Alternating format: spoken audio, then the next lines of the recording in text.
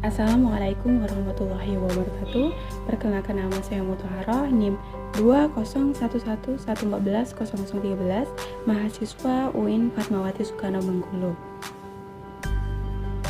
Baiklah, di sini saya akan mempresentasikan dengan judul materi konsep jual beli atau al-bai'. Jual beli adalah kegiatan tukar-menukar antara barang dengan uang, antara benda dengan benda lain, dengan jalan saling merelakan atau memindahkan hak milik dengan ada penggantinya dengan cara yang diperbolehkan. Jenis-jenis jual beli: 1. Jual beli murabahah, 2. Jual beli salam, 3. Jual beli istisna. 1. Jual beli murabahah.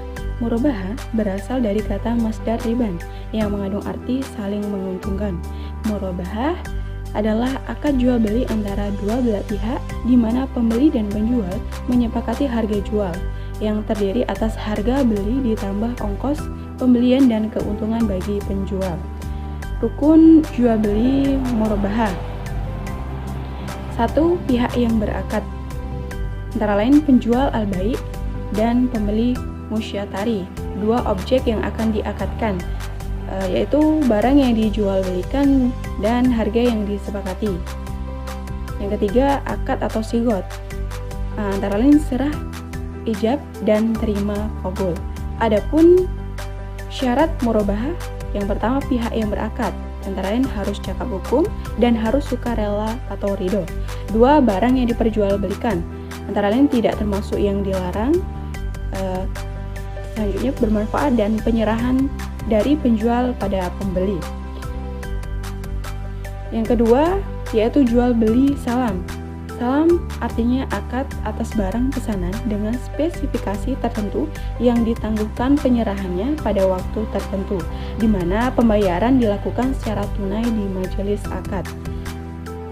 Adapun rukun jual beli salam, yang pertama, muslam atau pembeli adalah pihak yang membutuhkan dan memesan barang. 2. Muslam ilai atau penjual adalah pihak yang pemasok barang pesanan. 3. Modal atau uang, ada pula yang menyebutnya dengan harga. 4. Muslan fi'ih adalah barang yang dijual belikan. 3. Sigot. 5. Sigot adalah ijab dan qabul. Adapun syarat-syarat salam: 1. Uangnya hendaklah dibayar di tempat akad. 2. Barangnya menjadi hutang bagi si penjual. 3. Barangnya dapat diberikan sesuai waktu yang dijanjikan. 4. Barang tersebut hendaklah jelas ukurannya, baik takaran, timbangan, ukuran, ataupun bilangannya. Yang kelima, diketahui dan disebutkan sifat-sifat barangnya. Yang terakhir, jual beli istisna, yaitu istisna adalah transaksi terhadap barang dagangan dalam tangguhan yang diisyaratkan untuk mengerjakannya.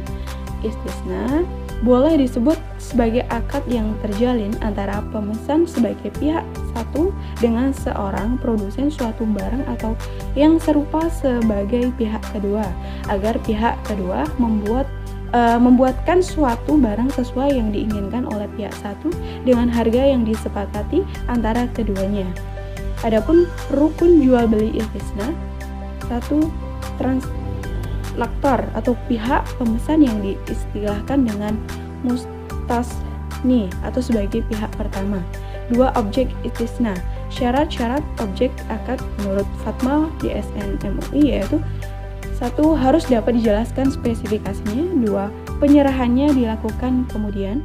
3. Waktu dan tempat penyerahannya barang harus ditetapkan berdasarkan kesepakatan. 4. Tidak boleh menukarkan barang kecuali dengan barang sejenis sesuai dengan kesepakatan. Dan terakhir, sigot, yaitu ijab dan qabul. Ijab qabul adalah akadnya itu sendiri.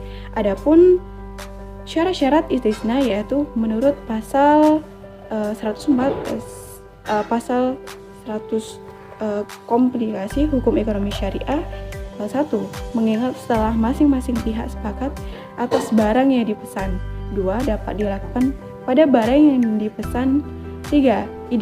Identifikasi dan deskripsi barang yang dijual harus sesuai dengan permintaan pemesanan. Yang keempat, dilakukan pada waktu dan tempat yang disepakati.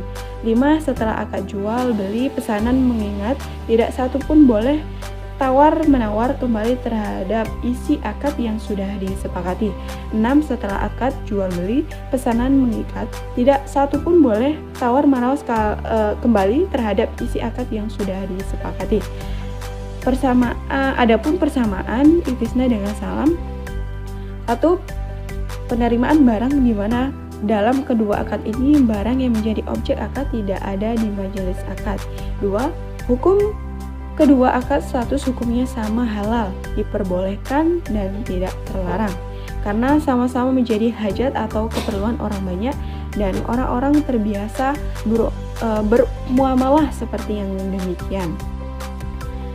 Adapun perbedaan istisna dan salam. 1. Barang.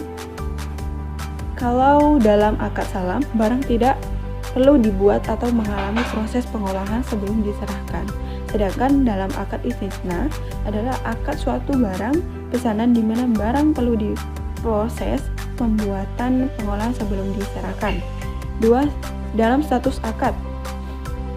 Akad selalu merupakan akad lazim atau mengikat, tidak boleh serta-merta dibatalkan oleh salah satu pihak, sedangkan akad istisna tidak lazim menurut riwayat yang paling kuat, kecuali barang sudah dibuat barulah dia mengikat menurut Abu Yusuf.